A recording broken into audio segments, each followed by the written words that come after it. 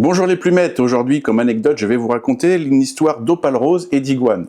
On peut se poser la question de pourquoi l'artiste a voulu représenter l'iguane sur le crâne d'un homme en opale rose. Dans les légendes des Andes péruviennes, en effet, il est dit qu'un iguane sacré, surnommé Chasca, était le gardien des mines d'opale rose. Un jour, un explorateur avide, obsédé par la richesse, arriva dans une vallée reculée où il savait qu'on trouvait de magnifiques opales roses. Tandis qu'il s'avançait près d'un ancien filon, il rencontra Chasca, qui se tenait immobile sur un rocher. Voyant cela, comme un simple animal, l'homme tenta de le chasser, mais l'iguane ne bougea pas, le fixant de ses yeux perçants. Alors que l'homme insistait, une étrange vibration se fit sentir dans le sol, comme si la terre grondait.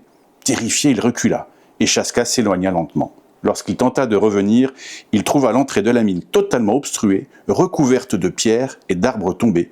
Les habitants locaux racontent que Chasca veille encore aujourd'hui sur les opales roses du Pérou. Ceux qui approchent les mines avec respect et gratitude, en revanche, peuvent parfois percevoir un iguane immobile, semblant leur sourire. Cette histoire rappelle qu'au-delà de leur beauté, les opales roses sont aussi des pierres empreintes de la sagesse de la terre qu'il faut honorer avec respect. Voilà les plumettes, vous connaissez l'histoire maintenant de cette iguane, de l'homme et de ce crâne fantastique taillé dans une opale rose du Pérou. Il viendra à son possesseur lui rappeler que l'ensemble de l'univers est lié et que l'opale rose est une pierre précieuse qu'il faut savoir respecter.